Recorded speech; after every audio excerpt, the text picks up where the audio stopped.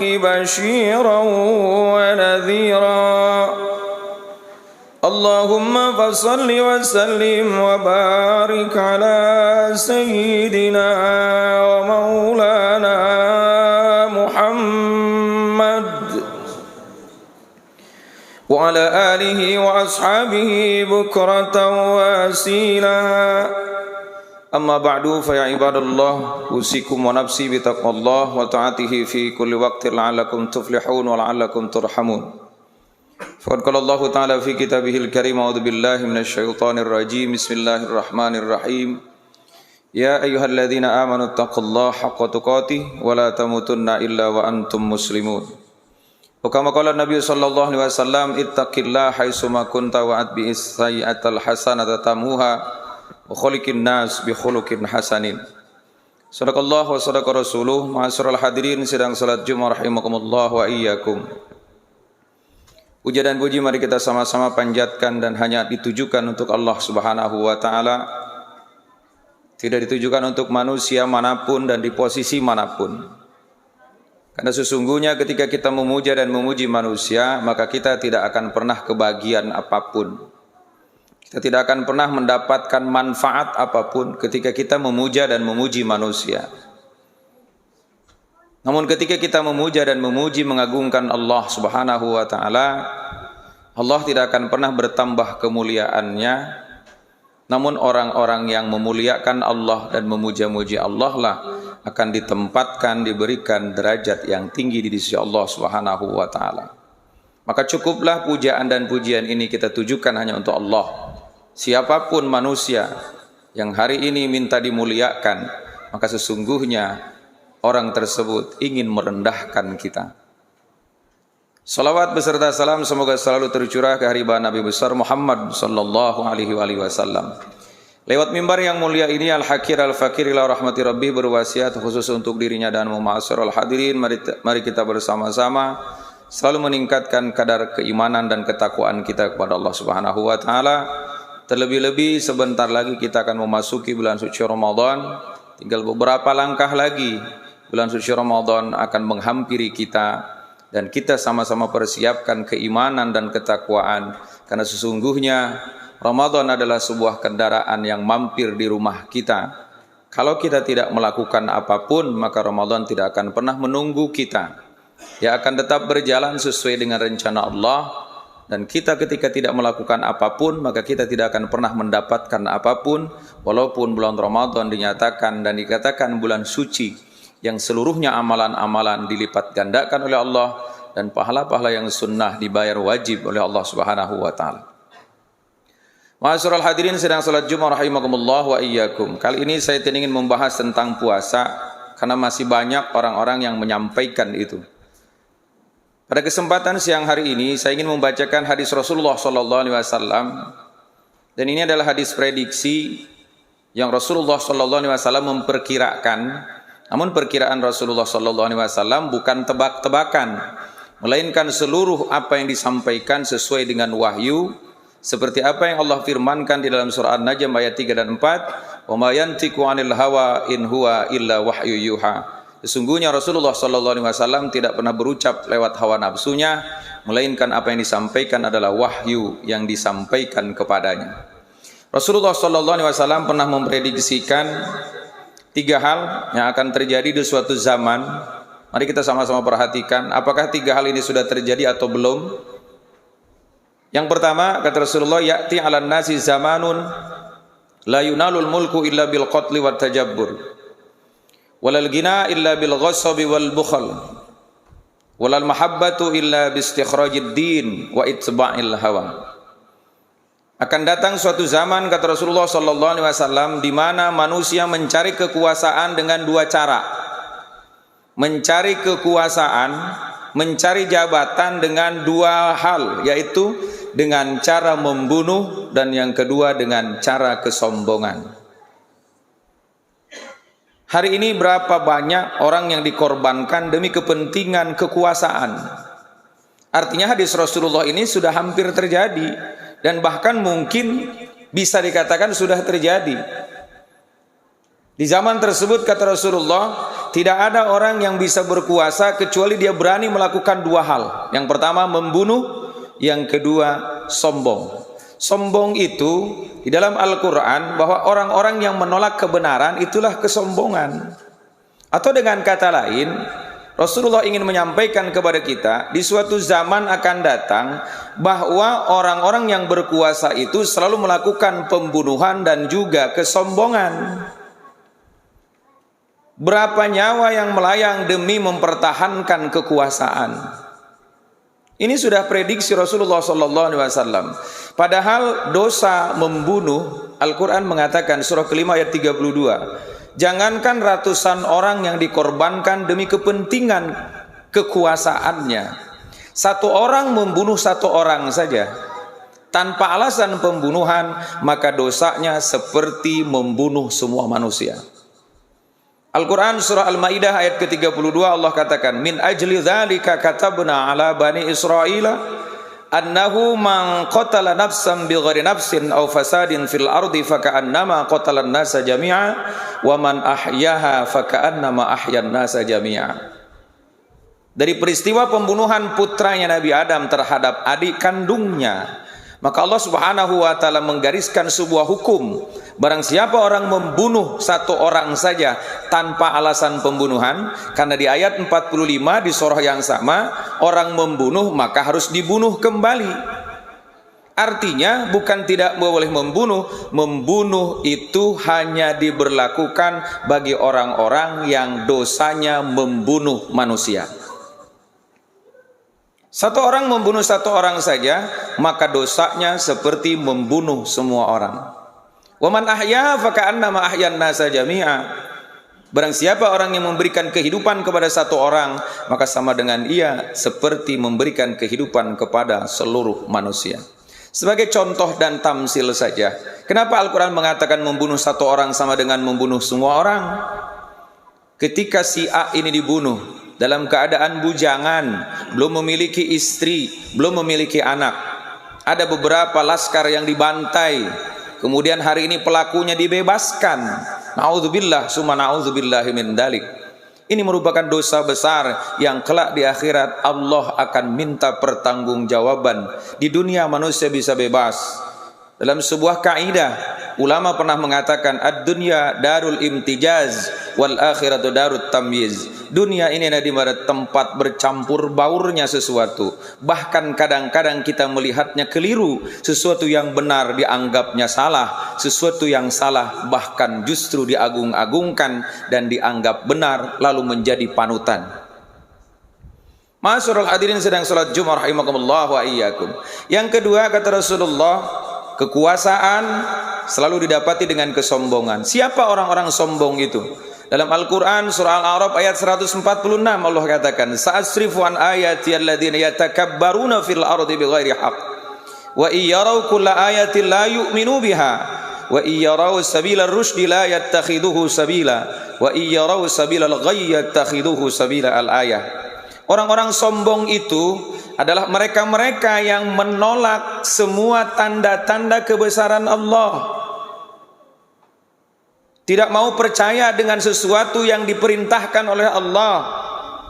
Kemudian ketika ditunjukkan wa iyyaraw sabila ar-rusydi la yattakhiduhu sabila. Orang-orang sombong itu ketika ditunjukkan jalan yang benar, maka mereka tidak ada yang mau. Namun sebaliknya, wa iyyaraw sabilal ghayyi yattakhiduhu sabila. Ketika ditunjukkan jalan yang salah, justru jalan salah yang diambilnya. Kata Al-Quran, mereka-mereka itu adalah orang-orang yang sombong dan termasuk orang-orang yang takabur, yang kelak di yaumil akhir akan dimintai pertanggungjawabannya. Apalagi kesombongan ditambah dengan membunuh orang-orang yang tak berdosa. Yang kedua, kondisi yang diprediksi Rasulullah SAW akan terjadi di suatu zaman tersebut. Walal ghina illa bil ghasabi wal bukhal. Setelah melakukan mempertahankan kekuasaan dengan membunuh dan dengan kesombongan, yang kedua kata Rasulullah akan terjadi orang mencari kekayaan dengan merampas harta orang lain dan dengan perilaku kikir. Berapa banyak hari ini rakyat miskin menjadi korban karena ulah orang-orang yang tak bertanggung jawab.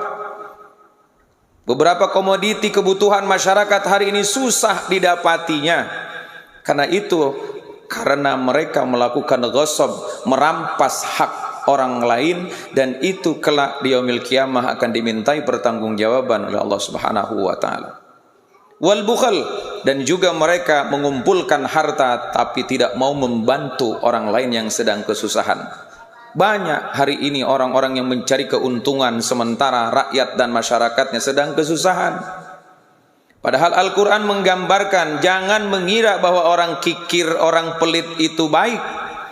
Surah Al-Imran ayat 180 Allah katakan, wala yahsabanna alladziina yabkhaluna bima aataahumullahu min fadlihi huwa khairul lahum bal huwa syarrul lahum sayutawwaquna ma bakhilu bihi yaumal qiyamah.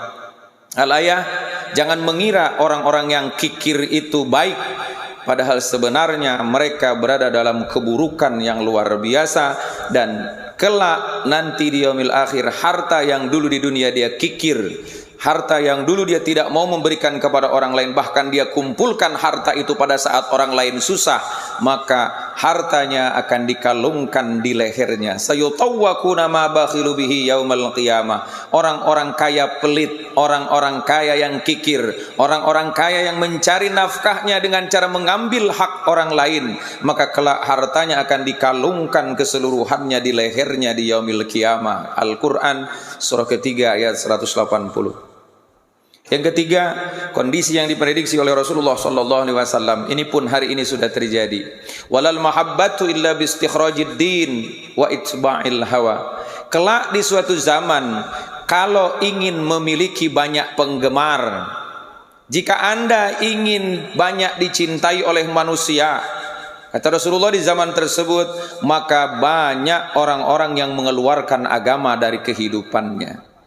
Hari ini banyak orang yang mengatakan, tak usahlah berurusan dengan agama, hilangkanlah ajaran agama itu. Jika bangsa ini ingin maju, jika bangsa ini ingin sukses, maka agama harus dihilangkan. Na'udzubillah, summa na'udzubillah min dzalik. Istikhrajid din, ada kalimat fi'il mudhari, fi'il madi yang diawali dengan sin. Istikhrajid din, bukan keluar dari agama, tapi ada sebuah sistem. Ada sebuah sistem yang hari ini mengeluarkan kita dari agama. Berapa banyak hari ini unsur-unsur agama sudah mulai dihilangkan dengan alasan modernisasi agama dan seterusnya. Ma'asyiral hadirin, ini zaman sudah akhir. Dan kita sebagai umat muslim mesti memperkuat keimanan dan ketakwaan dan pertahankan agama kita sampai kita mati. Jangan sampai agama kita lepas. Wala tamutunna illa wa antum muslimun. Silahkan Anda berkelompok apapun, NU kah, Muhammadiyah kah, apapun kelompoknya, tapi jangan lupakan bahwa yang menyelamatkan kita bukan kelompok, tapi agama Islam yang akan menyelamatkan kita. Jangan sombong dengan kelompok. Jangan menjelekkan kelompok yang lain. Jangan merasa diri paling baik kelompoknya sehingga mengatakan kelompok yang lain masuk neraka, yang lain tidak pernah baik, yang lain melakukan kesalahan terus. Padahal Al-Quran mengajarkan kepada kita hanya berpegang teguh terhadap agama Islam saja. Wa'tasimu bihablillahi jami'a. Surah Al-Imran ayat 102. Berpegang teguhlah dengan agama Allah. Imam Nawawi mentafsirkan bihablillah adalah bidinillah, agama Islam yang diridhai oleh Allah Subhanahu wa taala.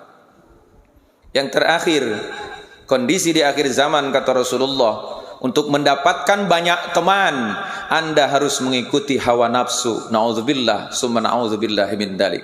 Banyak orang-orang di akhir zaman kata Rasulullah, demi mendapatkan banyak teman, hawa nafsunya diikuti. Padahal hawa nafsu kata Rasulullah dalam hadis Abu Naim, dari hadis Ibnu Umair, di akhir hadisnya Rasulullah katakan, wala tahtalib bikumul ahwa. Jangan kalian tertipu dengan hawa nafsu, karena hawa nafsu mendorong tiga hal, minimal tiga hal mendorong kita. Hawa nafsu yang pertama, tabnuna ma la taskunun. Hawa nafsu selalu mendorong kita membangun gedung megah, membangun rumah mewah, padahal rumah tersebut tak pernah kau tempati selamanya.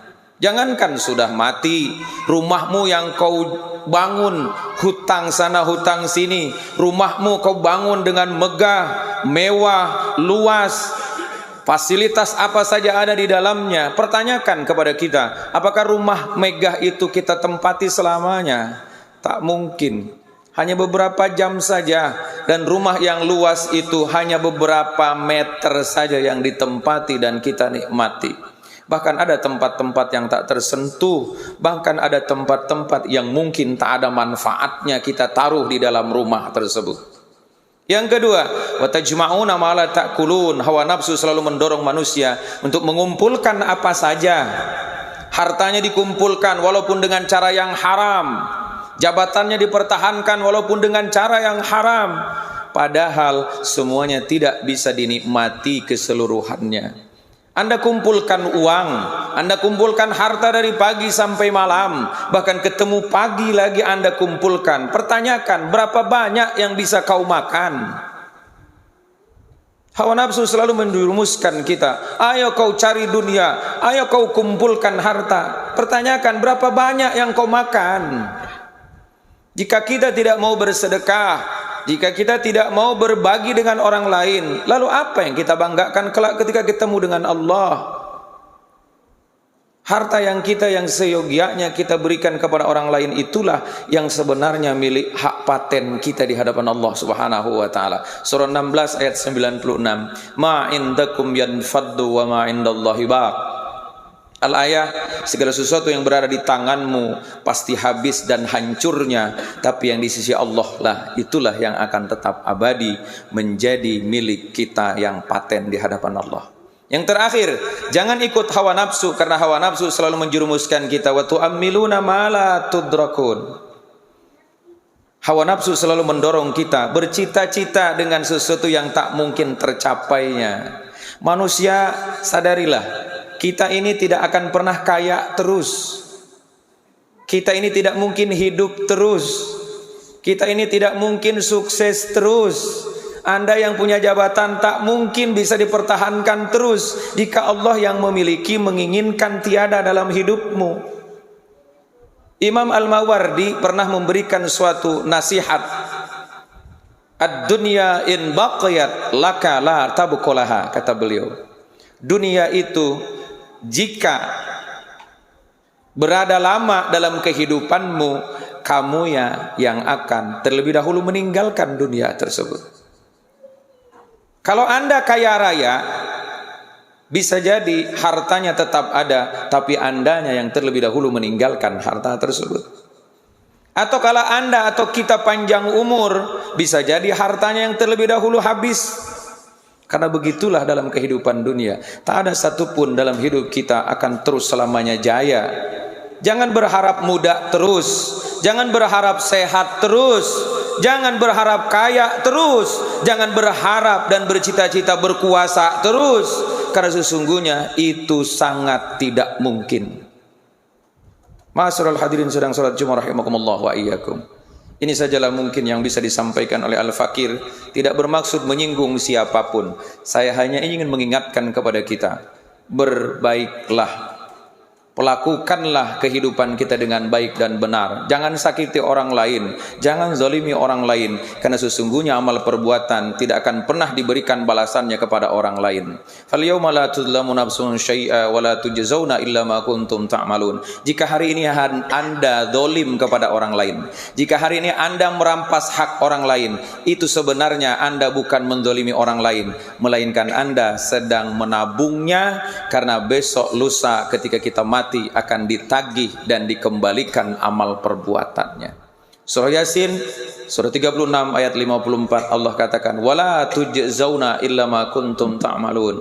Tak ada satupun amalan-amalan yang akan dibalaskan kepada orang lain kecuali apa-apa yang telah kau kerjakan. Barakallahu li wa lakum fil Qur'anil Karim wa nafa'ani wa iyyakum bima fihi minal ayati wa dzikril hakim wa taqabbala minni wa minkum tilawatahu innahu huwas samiul alim. Aqulu qawli hadza wa astaghfirullahal azim li wa lakum wa lisa'iril muslimina wal muslimat wal mu'minina wal mu'minat fastaghfiruhu innahu huwal ghafurur rahim. Allahumma shalli ala sayyidina Muhammadin wa ala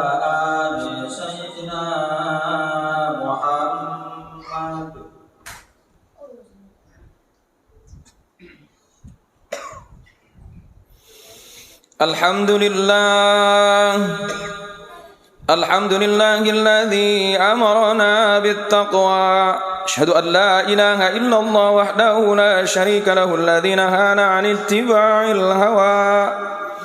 Wa asyhadu anna sayyidana wa nabiyyana Muhammadan 'abduhu wa rasuluhu alladzi la yantiqu 'anil hawa in huwa illa wahyun yuha.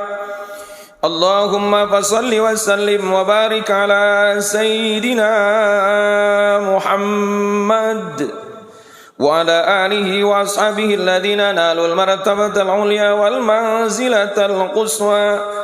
Amma ba'du fa ya ibadallah ittaqullaha faqad wasallahu al-awwalina wal akhirina bittaqwa. Wa laqad wasayna alladhina utul kitaba min qablikum wa iyyakum an ittaqullaha. Wa in takfuru fa inna lillahi ma fis samawati wa ma fil ardi wa kana Allahu ghaniyan hamida. Wa'lamu anna Allaha shalla ala nabiyhi qadima faqala ta'ala inna Allaha wa malaikatahu yusalluna 'alan nabi ya ayyuhalladzina amanu sallu 'alaihi wa sallimu taslima. Allahumma salli wa sallim wa barik ala sayyidina Muhammadin fil awwalin wal akhirin wa ala alihi wa ashabihi ajma'in wa man tabi'ahum bi ihsanin min yawmina hadha ila yaumiddin. Allahumma ighfir lil mu'minina wal mu'minat wal muslimina wal muslimat al ahya'i minhum wal amwat innaka sami'un qaribun mujibud da'awat wa yaqdiyal hajat wa yakafiyal muhimmat. Allahumma sallimna wal muslimin warhamna wal muslimin wa afina wal muslimin wa qina wa iyyahum syarra masaibid dunya waddin. Rabbana atina fid dunya hasanah wa fil akhirati hasanah wa qina adzaban nar. Ibadallah, innallaha ya'murukum bil 'adli wal ihsan wa ita'i dzil qurba wa yanha 'anil fahsya'i wal munkari wal baghi la'allakum tadhakkarun. Fadhkurullahal 'azima yadhkurukum washkuruhu 'ala ni'amihi yazidkum wa la dzikrullahi akbar. Aqimis shalah. Allah